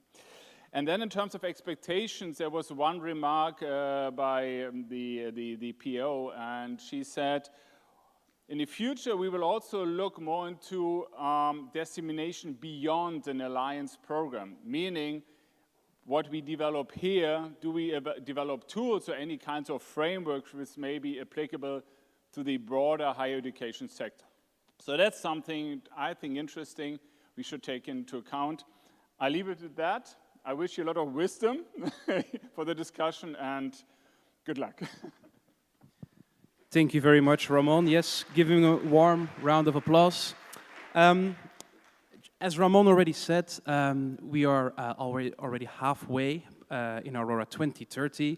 We had our midterm report. We had a written midterm review assessment that we have received from the European Commission and the external reviewers that read our report.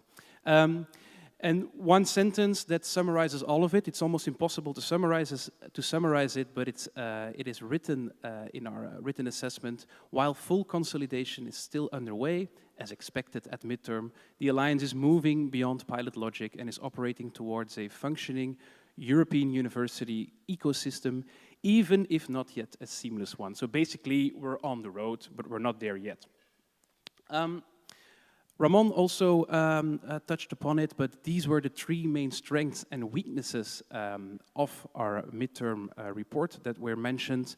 So strong points, depth and credibility of the challenge-based transdisciplinary education, student engagement, and I want to specifically mention also here that some alliances are actually struggling with this, so this is really a unique strong point for Aurora.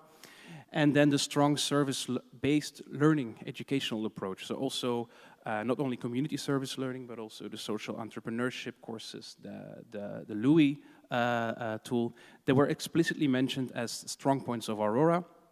Weaknesses that we have to address and have to work on is the virtual campus, of course. As Ramon said, without a joint digital infrastructure, we cannot scale up to further educational endeavors. We were a bit over-reliant on draft processed oriented deliverables, so they sensed some vagueness here and there. We need to be more factual, concrete. What has changed from the beginning, and where are we now, and where are we going in the future? Just clear timelines, clear prioritization, and clear responsibilities and commitments. So that was also mentioned, and of course then also the uneven institutional embedding and sustainability clearness. So there was a bit of an asymmetry that they read in our report. There was more progress on some domains than others, but also more institutional embeddedness in some institutions than others. That might be a risk in the future if we want to progress with Aurora, with the 9 partners and associated partners that we currently have. When it comes to education, our current educational strategy, and we have wonderful people working in the work packages on our education, basically focuses on developing flexible and stackable educational offers, BIPs, micro-credentials, the Aurorization of courses, which basically means that we adapt courses to our Aurora standards, and that should lead to joint educational offers and programs. As I said, we have a strong performance in social entrepreneurship, service learning, and the pedagogical tools that we have, the implementation of them. And our future focus for the next months and years ahead in Aurora 2030 will be expanding our joint educational offer, further capacity building in Central and Eastern Europe, and the further implementation of our tools, and of course, the consolidation of the virtual campus, very important. One last thing that I also want to mention is that the midterm reviewers also stressed that we have to differentiate between progress and impact, and we have to show impact at the end of our in our final report and our final deliverables. So that's why I also would like to highlight the impact workshop that we're going to have, Task Team 10.3. I think it's tomorrow at 4, and I would like to ask our work package members to go there. Very important. What has changed as a result of our progress? So that is basically what we really need to showcase in our final reporting. Today's panel. So that was a bit the state of play. Where are we now? Today's panel, we have 5 wonderful members, a diverse group of people. We have Professor Jeanette Walde from University of Innsbruck, Vice Rector also. Kai Hockerts, Professor at the Copenhagen Business School, and can I call you Mr. Social Entrepreneurship, our main social entrepreneurship person. With Eliška, student and Vice President of the Student Council from Palansky. With Sylvester Dreyer, the leader of the Digital Society and Global Citizenship Hub. You're very much involved in Work Package 2. And then, of course, we welcome new members, Robin Bangery, professor at the University of Sussex. And maybe it's a good moment to say some welcoming words from your side. And maybe very briefly introduce yourself and Sussex. Thank you.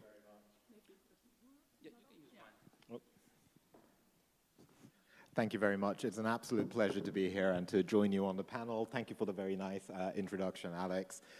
We're absolutely delighted to be here. My name is Robin Banerjee. I'm the Pro-Vice Chancellor for Global and Civic Engagement at the University of Sussex. And I have to say, it has been an absolute joy over the past year to work on building the relationships with wonderful partners in Aurora. I was introduced to Aurora in, I think, September or October 2024 when I was visiting Iceland, Penny. And Jon Atli Benediktsson at the time was president of the network. And since then, the relationship has grown. I've had the opportunity to engage with partners from across the network. And it has been absolutely special to build that connection, or should I say rebuild the connection. Just as a little bit of history, Sussex is one of the so-called new universities in the UK. It was built in the 1960s when there was a wave of new higher education being expanded in the UK. And Sussex in 1961 was founded as the first of this new wave of universities. And that idea of being a new university, doing things differently, was really important to Sussex. And I have to say that the spirit of international cooperation was almost like part of the DNA of the university. And even to this day, we're one of the most internationally oriented universities in the world, we believe. We have more than 170 countries represented among our student population. And we have this strong commitment to partnership work across the globe. And it may interest you to know as well that Sussex was very much at the epicenter of the development of Erasmus in the first place.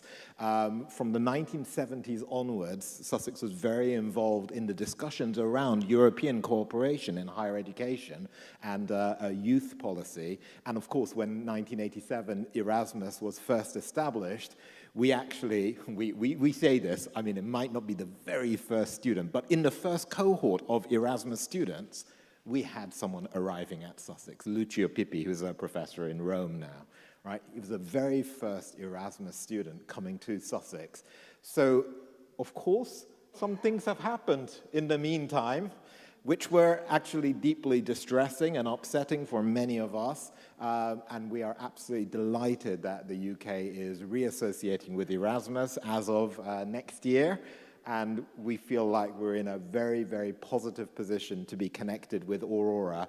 I will just say, this is a little bit of a teaser for a session that you very kindly allowed us to have at 1 o'clock today. And that's a kind of a dedicated session where we'll be talking about Sussex and its connections with Aurora. So I don't want to say too much about it right now, but I do want to emphasize the point that sustainability, societal impact, and entrepreneurship are themes that are so strong in Aurora, and they resonate very, very strongly with us at the university as well. For us, what we do in the university is absolutely not intended to be just in a sort of a self-serving bubble. It's about us being in society, with society, and for our communities locally and globally, and I feel that that's very much what Aurora stands for, and it's just a delight to have this warm welcome and hospitality from all the Aurora partners here. So thank you all, and looking forward to a really fruitful collaboration.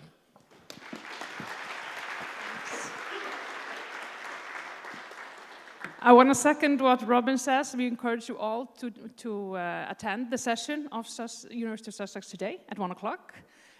But as Alexander mentioned, we have a tight time schedule now. We're supposed to leave the room at 12, so we're going to start hopefully an interactive session now, which also involves you and the audience to answer a few questions that would feed into the panel discussions. So we want to invite you to go into menti.com or just use the QR code and enter that password. You in the panel can also do it if you like, but you will have the chance to comment, of course, on the answers, at least. But you know, answer for yourself also. It would be nice. So, just to also give you some more information while you're doing this, that there will be a total of 6 questions. We will and then we will take 2 at a time to discuss in the panel. These are also questions that we hope will feed into our work later today and tomorrow. Not the least, while our presidents later today discuss the strategy for Aurora in the years ahead, and the Vice Directors of Education tomorrow will discuss the Aurora educational strategy. So, good food for thought, hopefully, that we will gain from for your input and the discussions here in the panel. So, the first question, we will now have 2 questions, and then we'll discuss shortly those. Here is, what is the greatest value of Aurora for your university? And here you can reflect on the value for staff, students, the institution as a whole. So, of course, we see some already words popping up with a lot of mentioning, collaboration, for example. So we'll give this a few seconds to run.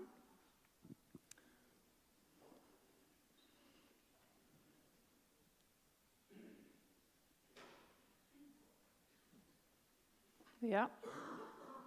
So we see collaboration, development, funding, of course, also coming up, interdisciplinarity, trust, networking, student engagement.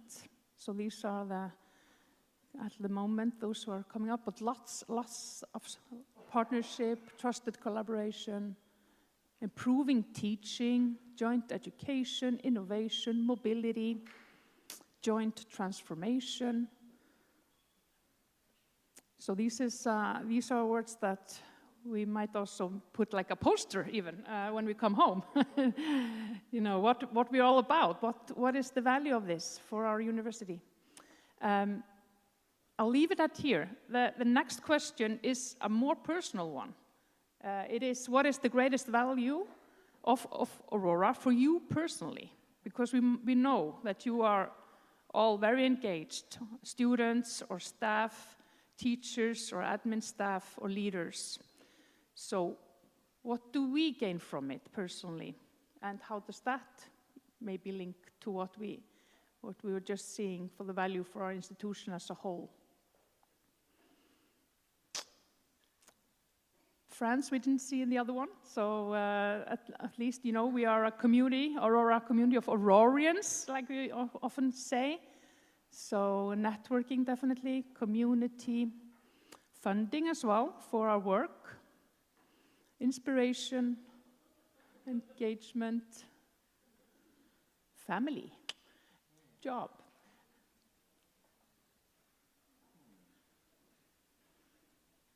Travel. Go to Aurora Conference. Knowledge, development, Trust again. Partners in crime. So I think this is, you can keep posting here, but we would like to get just a few comments, not the whole panel because of the time, but we have also more questions. So to start with, maybe one of these mics is working, then we can pass them on. But I'm thinking Jeanette and Eliska, at least, for your comments on the value. Okay, thank you very much. Thank you for having me on the panel. What I really immediately saw is that there is almost the same of the university, the benefit of the university, it's cooperation, internationalization, as well as for the personal benefits, right? And what is better than being the same for the individual, for the researcher, for the lecturer, as well as for the university, because then you do not have to motivate that much and to get the engagement and cooperation of the individuals who make up a university. Right? So this was the first I saw here.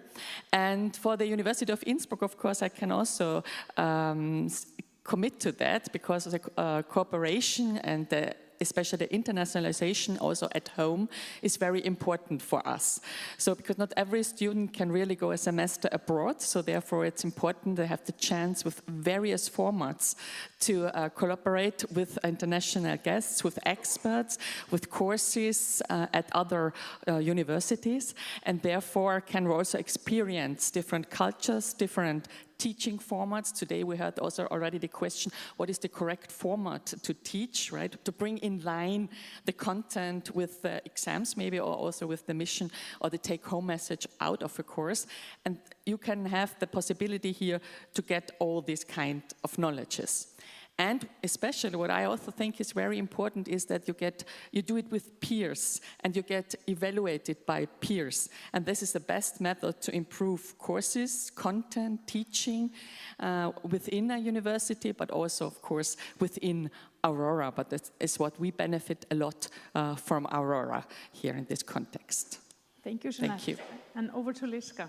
Yeah, so I'm super excited to see so many words and so many values that it represents to all of us, and it's just wonderful to see that everyone sees something a little bit different in it, because I think that's kind of the goal, to put all the values that we have personally or institutionally and put it together and share it, because we can project our things and gain so much more from the others, and sharing the best practices and giving the best examples and then bringing it home and just building another community. And I think that's what's beautiful for me personally, and also for my institution, that we can mix it up and like build something better. So that would be for me. Thank you. Thank you. Any of you guys who want to quickly, very shortly comment before we go to the next two questions? You can, but we also, after the next two, we will give the word to Kai and Sylvester specifically. I saw the word interdisciplinarity there before, and that is really what kind of like clicked for me. And I know Aniska, you were at the hackathon in Napoli last autumn. I was there as well. I was at the very first one. And what really motivated me was this bringing together of students from very many different disciplines. I remember at the first Aurora conference, we were hearing people, American studies student from Tarragona going to Duisburg to meet with American studies students from Duisburg. And that's nice, but I mean, these connections we already have, like our faculties already know each other. The connections that we typically do not have is across disciplines. So the experience there being with architects, being with sociologists and our business students, that is to me really the Aurora spirit, making those connections, them taking us around the town, showing us all the buildings, what could we do with them, and then the business students saying like, oh, we're going to put a kind of like a big organic coffee food chain in there, and then the sociologists saying like, oh no, but what happens to the local area, the people who live here, you're going to have gentrification. And I was afraid our students would be like, they don't know what the business model is. And our students loved it, right? This experience of going across disciplines, which I think is the thing I enjoy a lot in Aurora. Thanks for sharing that, Kai. I remember you talking about when you kind of your aha moment in Napoli. I think that was, something that is so nice to hear, and also for teachers and students.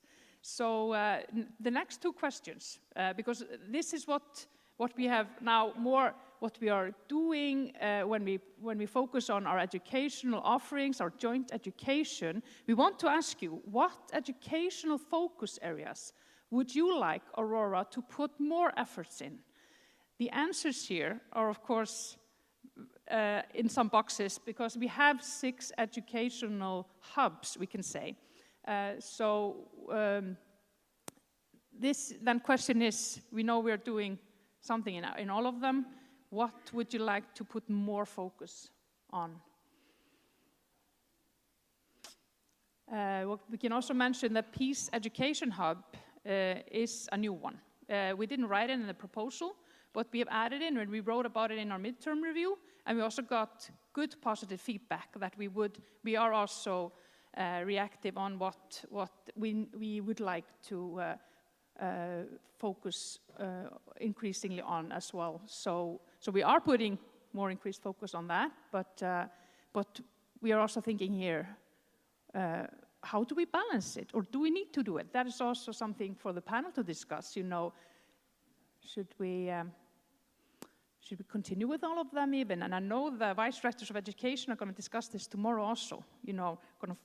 If we are going to formalize more the Peace Education Hub, and also thinking ahead after Aurora 2030 for the extension period. Is this our structure moving forward? So what we see here is the Peace Education Hub definitely also being confirmed that we would like to keep that and even do more on that. As a new hub, the sustainability and climate change, focusing on environmental sustainability, is here in the lead. And then the other hubs are also getting several votes. So I think if you in the panel can remember, this at least, what we came out of these results, and then you can reflect on that. But we want to bring another question now. Or Alex, do you wanna comment on something here? Yeah. I'll give you the lead of the discussion here. I'll post the question here. Yeah. So you can ask them more. We'll divide that out. The second question in this round is, what pedagogical tool or method would you like Aurora to put even more efforts in? Many of us know what this is, but also I want to give some explanation for those who don't have the abbreviations all clear in your mind. So LEWIS, as we have referred to, is our competence framework. It stands for Learning Outcomes in Universities for Impact on Society. And then the seismic, I'm sure Kai can talk all day about that, but that's our social entrepreneurship app, you can say. In that app, there are activities that enhance students' understanding and confidence in engaging with social entrepreneurship and business model development. And the BEVI, BEVI stands for Beliefs, Events, and Values Inventory. And it's an analytical assessment, a kind of a survey that is done to map and monitor the mindset of students and the impact of education. We have used that as also on Aurora courses or in general surveys. So it's to monitor the mindsets on that, beliefs, events, and values. And the the community service learnings explain. We often use the abbreviation CSL as well. So in our courses with good engagement with the local community, often courses that we run with that focus. So we see a CSL stands a bit out here to that we should put more efforts in that. We got that feedback also in the midterm review that we're doing good work in that, and this also relates to the challenge-based courses that we have, societal impact, sustainability also. So that's a method that we are proud of, and also the LEWIS, we got a very positive feedback on that, as well as seismic in the midterm review. So we see a little bit less votes for BEVI, and we see also different, less emphasis on that is clearly. But yes, so I wanna also. We want to run this a bit fast. So I'll give it over to you, Alexander, to lead the discussion here. I can take the mic. I will stand here before I fall off the stage, and it gets embarrassing. So maybe Sylvester, I wanna get to you. Maybe you can give the microphone to him. If yes, you see the answers on the hubs and the educational tools, what do you think? Can you put up the previous slide again? Yes, I can. These were the answers for the hubs. All right, let's start with, this is of course very biased. It's of course very dependent on who's coming to Germany at this point, so that's one. And I will also explain my position a little bit. So I'm really reasoning from Aurora 2030 perspective. I'm the co-lead in Work Package 2, and I'm the lead of the hub Digital Society and Global Citizenship, and I'm very disappointed that I'm very low in this graph, of course. But it doesn't matter. I'm not an academic, so there's a few academics here, and they know I'm into community service learning. I'm into social entrepreneurship. So what I believe is that Aurora is very much driven by, well, say personal drivers also, from people who think, well, some of these things are very important for me as a professor or for me as a person. And I think that's a great driver for Aurora. And what this picture tells me actually, that it would be good to focus indeed as Aurora going forward on less kind of thematics, because it's now too diverse, I think. And for myself, I voted on the cultural diversity and identity part, because you can study and learn about sustainability in your own institution with your own peers in science. But it's very difficult to really learn about culture, diversity and identity within Europe. And I think we're a European University Alliance, so the context of pulling in Europe and diversities and cultural differences is actually what I would think would be the most important for, say, an European University Alliance. So that's why I voted for the cultural diversity and identity bit. So I'm trying to be upfront here, don't defending my own thematic here, but just trying to think about what is good for Aurora to move forward. So that's how I interpret these results at this point. Is there any one of you who'd like to comment on my comments? Yes, Janet. Oh, yeah, Hi, Fania, thank you. What I see here as a statistician is, right, they are on the same place, so 4 are almost the same. And I think it's very important that this new peace education, for example, is like the others rated here. So maybe we should think about that. And I agree totally with you that culture, diversity and identity, this is something we can perfectly learn in an Aurora, in the European context and in an Aurora context, right? So of course, from my viewpoint, I would also support this. And I think sustainability and climate change is such an imminent threat that I think we cannot get rid of such a goal and of such an education in this area, and have to put our strength, in my point of view, into this field. Of course, right? It's a necessity. Thank you very much.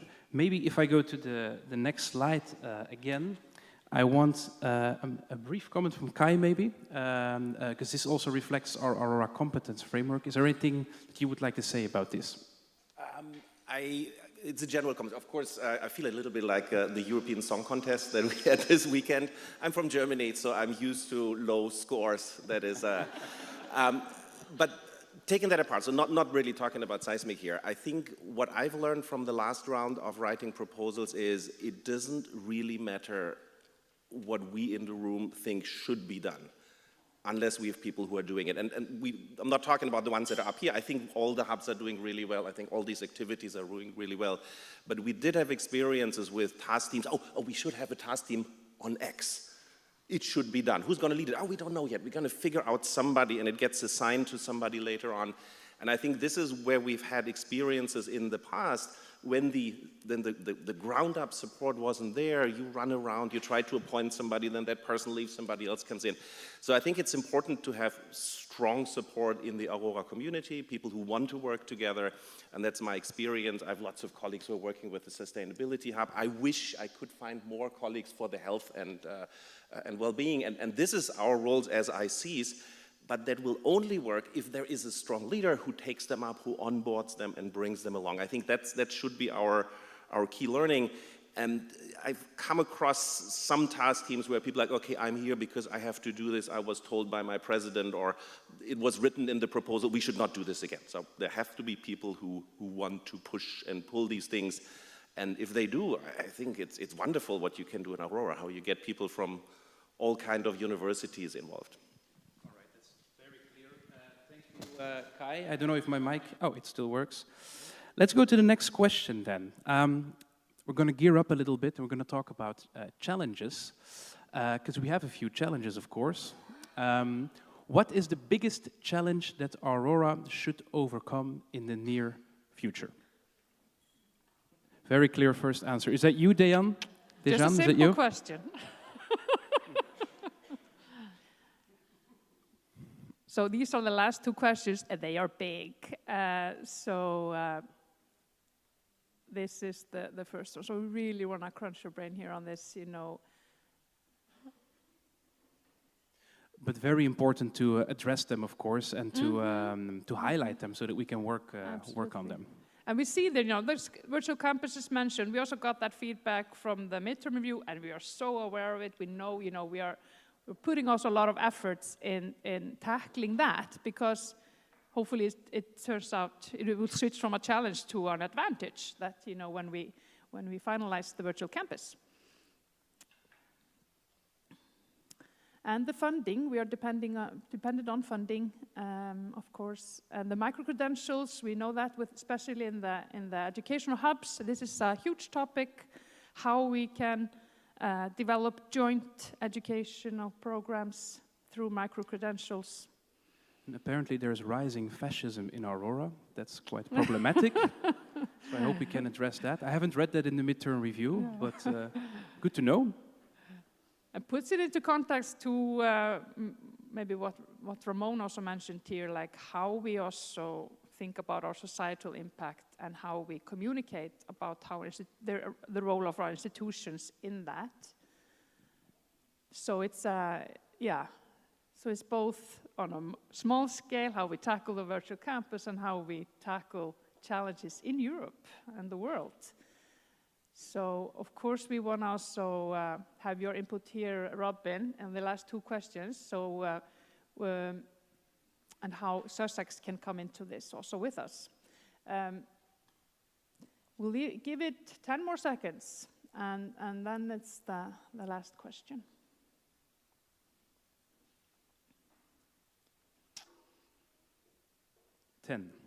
Institutional engagement. Yeah. It's also interesting, also for our leaders to think about. How can we think about our institutional engagement and transformation in Aurora, through Aurora? So, last question. What is one practical step that Aurora could take in the next 2 years to strengthen education collaboration? Actually, there's one more question after this. Oh, yeah. Is there? Okay. You'll see. That's right. Yeah. Of course, I was like, the future. Well, there was the future question. Okay. So, being practical here, what should we do in the next 2 years? How to tackle the challenges when it comes to education collaboration?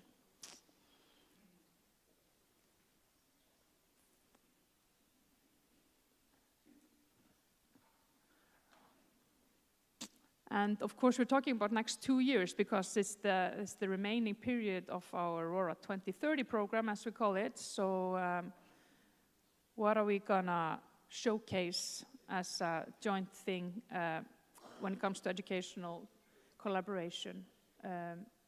But also, you know, when it comes to mobility, because we know the Commission is looking at our mobility numbers, they're looking at our courses, and how the impact for society, the societal impact for our institution, and also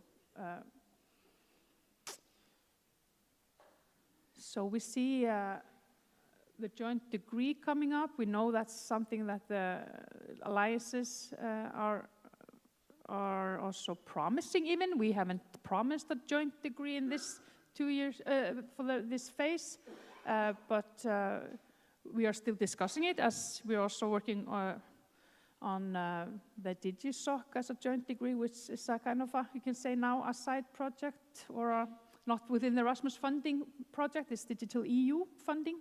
So the funding also comes into that. If we want to look into that, use also the next 2 years, not only what we promised as an alliance with Erasmus Plus funding, but as Aurora, what we can also practically look at. So more funding, joint degree, more, micro-credentials, student engagement, more mobility, community of practice. We have the COPs, as we call it, the community of practice, the groups. We can also involve Sussex and Simon Fraser in our communities of practice.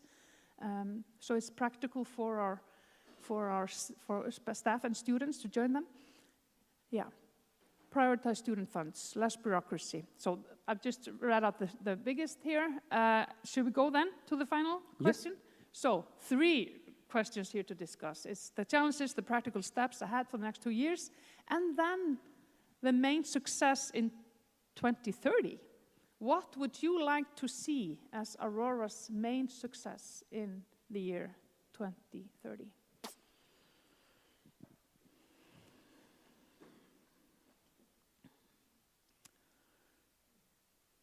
So we are talking about educational collaboration, something joint degree programs, here, words coming up. Micro-credentials as a form of joint programs. Yeah. Student representation. People are answering staying alive also. It's very important. Staying alive. Otherwise there's no Aurora if we're not there. Staying alive as Aurorians and Aurora. Yes. Virtual campus might be definitely a step towards success. Hopefully before 2030. Yeah, visibility.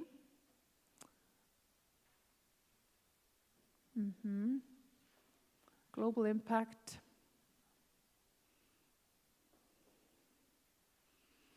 Yeah. Lots of ideas and hopes for the future. That's good. And of course, very much in line with our educational offers and our goals in that direction. And the student engagement. Yeah. Should we, at least, I think you should continue adding here, because this could also be some poster at home, what we dream of for the future. But Rob? Maybe Robin can say something. Robin, do you want to start with? Thank you very much. I agree with that. There are fantastic posters representing the kind of challenges that we've got and the opportunities as well. The thing that occurs to me looking at the last 3 questions is that there's a real mix here, right? About a kind of micro focus in terms of how do we get stuff done as a community of universities, like the joint degrees, the micro-credentials, the virtual campus, those kinds of provisions. There's that micro picture, but then there's also the macro picture, which is about what difference does it really make to society? And in the first of those 3 questions, right, one of the phrases that was there was rising fascism. There was a focus on the climate emergency and sustainability. These are really, really big issues. And it just got me thinking a little bit about really crystallizing the value of the collaborations in Aurora. So I agree, the micro stuff needs attention. We need to figure out how do we get stuff done like the joint degrees, and how do we do it in a way that minimizes the bureaucracy. I can see the challenges around that, and that work needs to happen. But I'm struck by the initial slides when we were first asking about what people felt they really valued from the experience of Aurora, and it was human connections, relationships, friends even, right?